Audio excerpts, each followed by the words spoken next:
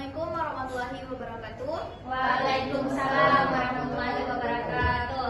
Selamat pagi Bapak dan Ibu sekalian. Perkenalkan, nama saya Cindy Amelia selaku mediator yang ditunjuk untuk memfasilitasi proses mediasi hari ini antara Ibu Karina beserta Ibu Alfiana selaku pihak penggugat dengan PT Finansial Sejahtera selaku pihak tergugat sehubung dengan pelaksanaan eksekusi jaminan fidusia pada tanggal 1 Oktober 2025.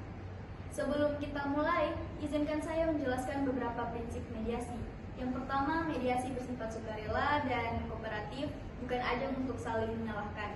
Kedua, saya sebagai mediator bersifat netral dan tidak berpihak, serta tidak akan memutuskan siapa yang benar atau yang salah.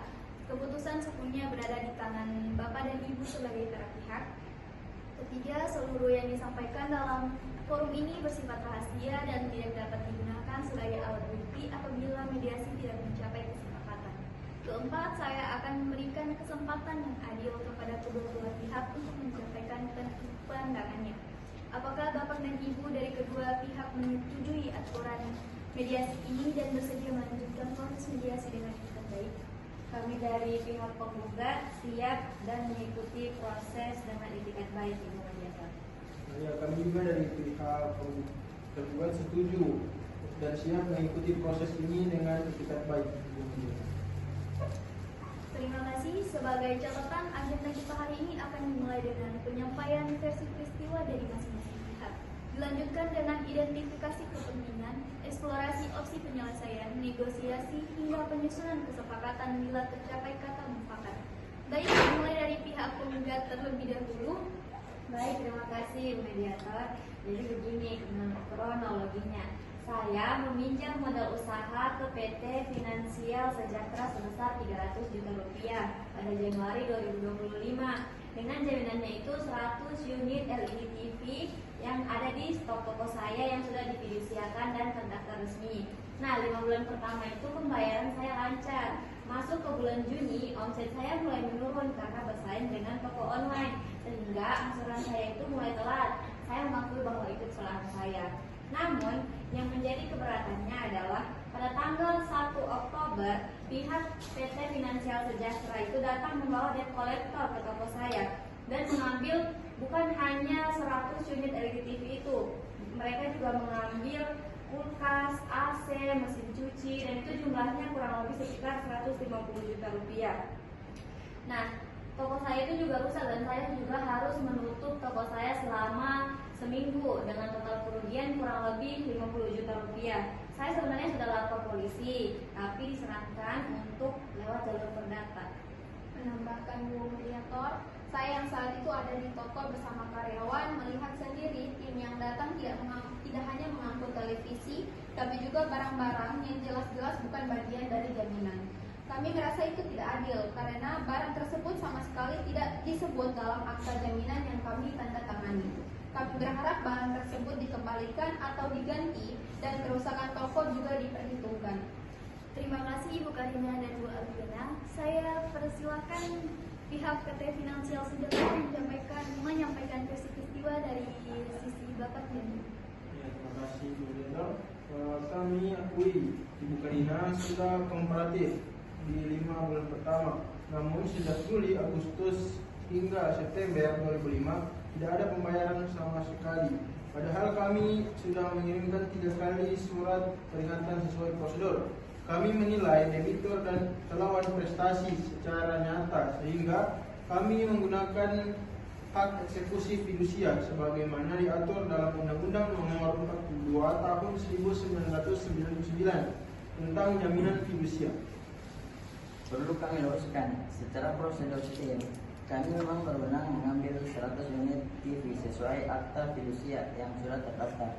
Namun, untuk barang lain seperti kulkas, AC, dan mesin cuci itu berada di luar cakupan yang kami perintahkan, dan kami akan mendalami hal ini bersama Ibu Ain yang memimpin tim di lapangan saat itu. Saya akui sebagai supervisor tim lapangan memang terjadi kekeliruan pada hari itu. Suasana di lokasi cukup tegang karena beberapa kali surat peringatan tidak direspon, sehingga tim kami akhirnya mengangkut seluruh barang elektronik yang ada tanpa memilih mana yang menjadi objek fidusia dan mana yang bukan. Ini memang murni teknis pelaksanaan di lapangan, bukan kebijakan resmi perusahaan. Baik, saya sudah mendengar dua versi peristiwa ini. Saya catat bahwa ada titik temu, yaitu kedua pihak sepakat terjadi manifestasi pembayaran dan pihak tergugat pun mengakui adanya kekeliruan dalam pelaksanaan eksekusi di lapangan. Sebelum masuk ke opsi penyelesaian, saya ingin mendalami apa yang sebenarnya menjadi kepentingan Bapak Ibu, bukan hanya posisi yang sudah disampaikan tadi. Ibu Karina, di luar soal barang dan uang, apa yang sebenarnya paling penting bagi Ibu dalam penyelesaian ini? Yang paling penting bagi saya itu, toko saya itu bisa tetap beroperasi, nama baik saya itu tidak rusak, terus barang-barang milik saya yang bukan merupakan jaminan itu dikembalikan. Saya juga sebetulnya masih ingin melunasi kewajiban saya, hanya butuh keringanan karena kondisi usaha saya sedang sulit. Bagi saya yang penting usaha kami bisa kembali stabil. Kami tidak ingin berlama-lama berurusan dengan proses hukum yang panjang, karena itu justru akan menyita waktu dan biaya yang seharusnya bisa kami pakai untuk memulihkan toko. Baik, saya catat. Sekarang dari pihak PT Finansial Sejahtera, apa kepentingan utama Bapak dan Ibu di balik posisi mempertahankan hak eksekusi fidusia?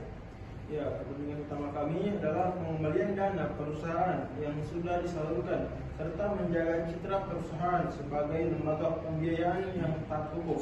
Kami tidak ingin berlarut-larut pada proses hukum yang panjang dan biaya tinggi. Dan yang lebih penting, kami juga tidak ingin reputasi kami tercoreng akibat tindakan tim lapangan yang melewati batas kewenangan. Kepentingan kami juga memastikan proses ini tidak menjadikan masalah hukum berkepanjangan, sekaligus tetap menjaga hubungan baik dengan debitur yang beretikat baik seperti Ibu Karina. Karena nasabah seperti ini sebenarnya aset jangka panjang bagi perusahaan. Dari sisi saya pribadi, saya ingin persoalan ini selesai dengan baik, sekaligus menjadi pembelajaran agar tim lapangan ke depan lebih berhati-hati dalam membedakan objek jaminan dan barang milik debitur lainnya.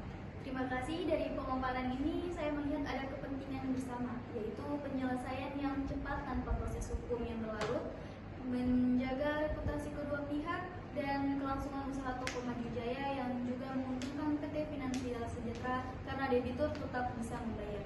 Ini adalah titik temu yang bisa kita kembangkan menjadi solusi bersama. Sekarang mari kita eksplorasi opsi-opsi penyelesaian tanpa dulu terikat pada apakah opsi itu akan disepakati. Saya ingin curah pendapat dulu. Ibu Karina, opsi apa yang menurut Ibu bisa menjadi solusi? Menurut saya, PT Finansial Sejahtera ini bisa mengembalikan barang non fidusia atau menggantinya dengan senilai kerugian. Terus sisa hutang saya bisa direstrukturisasikan menjadi tenor yang lebih panjang atau angsuran yang lebih ringan agar toko kami bisa bernafas. Dari sisi kami, opsi yang bisa dipertimbangkan adalah nilai kerugian atas barang non fidusia dan kerusakan toko dikompensasikan atau dikreditkan langsung ke pengurangan sisa hutang Ibu Karina, sehingga tidak ada pembayaran tunai bolak-balik. Ya, kami juga bisa menawarkan opsi restrukturisasi tenor kredit, misalnya diperpanjang dan penurunan atau penghapusan sebagian dan denda keterlambatan sebagai bentuk indikat baik atas kelalaian tim lapangan kami. Kami juga bisa menerima bahwa 100 unit TV yang sudah dieksekusi tetap menjadi hak PT Finansial Sejahtera sesuai akta fidusia, karena itu memang objek jaminan yang sah. Jadi kita fokus saja menyelesaikan barang di luar objek fidusia dan sisa kewajiban pembayaran. Saya juga mengusulkan agar perusahaan ini menyampaikan permohonan maaf tertulis kepada Ibu Karina dan Ibu Alfiana atas kelalaian tim lapangan sebagai bagian dari penyelesaian, bukan hanya soal uang. Baik, jadi paling tidak sudah muncul beberapa opsi. Yang pertama, pengakuan bahwa 100 unit TV tetap sah menjadi hak PT Finansial Sejahtera. Kedua, kompensasi atas barang non fidusia dan kerusakan toko yang dikreditkan ke sisa utang. Ketiga, restrukturisasi sisa kewajiban dengan tenor dan bunga atau denda yang diringankan. Dan keempat, permohonan maaf tertulis dari perusahaan. Mari kita masuk ke tahap negosiasi untuk merumuskan angka dan detail. Baik, mari kita mulai dari poin barang non fidusia. Ibu Karina, kerugian barang non fidusia sebesar 150 juta dan kerusakan toko 25 juta. Bagaimana tanggapan pihak PT Finansial Sejahtera? Ya, kami akui itu kelalaian tim kami di lapangan. Namun, kami perlu mempertimbangkan bahwa nilai barang elektronik biasanya mengalami penyusutan. Kami usulkan nilai kompensasi barang non fidusia sebesar 120 juta dan kerusakan toko kami setujui penuh 25 juta karena ada bukti fisik yang jelas. Kami keberatan dengan pemotongan nilai barang karena barang tersebut bukan barang bekas, melainkan stok atau aset toko yang masih tercatat pada nilai perolehan. Namun demi penyelesaian yang cepat, kami bisa menerima 140 juta rupiah untuk barang non fidusia dengan catatan kerusakan toko 25 juta rupiah disepakati. Baik, saya lihat selisih sudah menipis dari 120 menjadi 140 juta. Apakah pihak tergugat bisa mempertimbangkan angka tengah, misalnya 130 juta? Kami bisa menyetujui 130 juta untuk barang non fidusia ditambah 25 juta kerusakan toko dengan total kompensasi 155 juta. Baik, kami bisa menerima itu sepanjang mengenai kerugian usaha karena toko tutup seminggu juga dibicarakan. Baik, soal kerugian usaha 50 juta, bagaimana pandangan kedua belah pihak?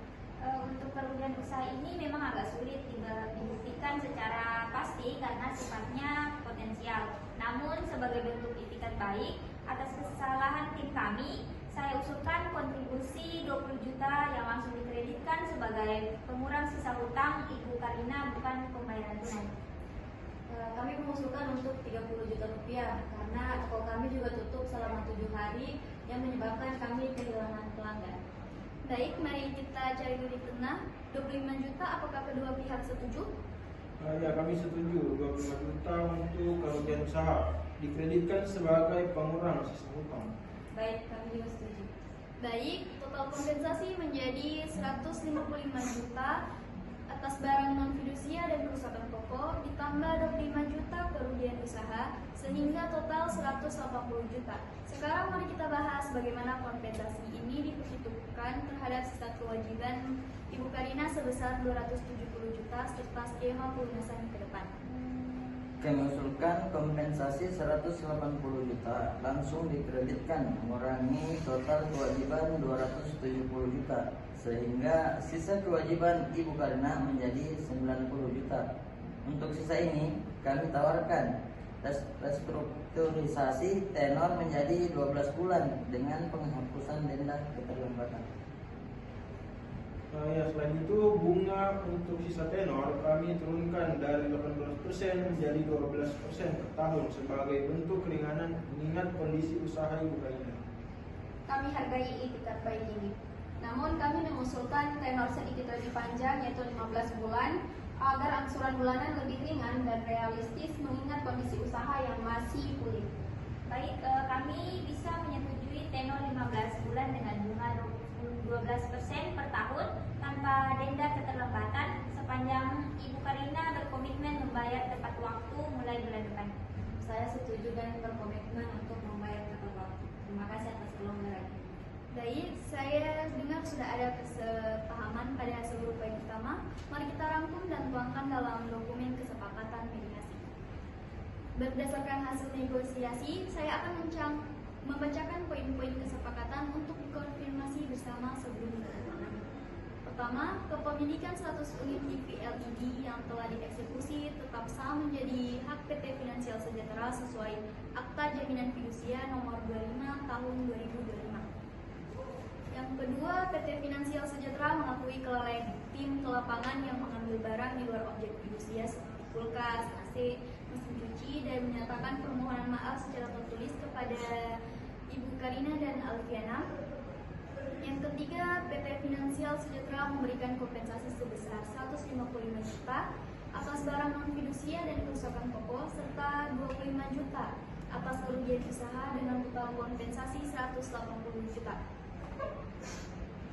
Yang keempat, nilai kompensasi tersebut dikreditkan langsung sebagai pengurang total kewajiban Ibu Karina sebesar 270 juta sehingga sisa kewajiban menjadi 90 juta. Yang kelima, sisa kewajiban 90 juta direstrukturisasi dengan tenor 15 bulan, suku bunga diturunkan menjadi 12% per tahun, dan seluruh denda keterlambatan yang telah ditimbul dihapuskan. Keenam, Ibu Karina berkomitmen membayar angsuran sesuai jadwal baru terhitung sejak bulan berikutnya setelah penandatanganan kesepakatan ini. 7. Kedua belah pihak sepakat untuk tidak melanjutkan proses hukum baik pidana maupun perdata sehubung dengan peristiwa yang menjadi objek mediasi ini. 8. Kesepakatan ini bersifat final dan mengikat kedua belah pihak dan akan didaftarkan sebagai akta perdamaian sesuai ketentuan yang berlaku. Apakah kedua belah pihak menyetujui seluruh poin kesepakatan ini dan siap menandatanganinya? Kami setuju dan siap menandatanganinya. Ya, kami juga dari PT Finansial Sejahtera juga setuju dan siap menandatanganinya. Baik, terima kasih atas kerjasama dan itikat baik Bapak dan Ibu sekalian. Mediasi ini saya nyatakan selesai dan berhasil mencapai kesepakatan damai. Dokumen kesepakatan agar segera disiapkan untuk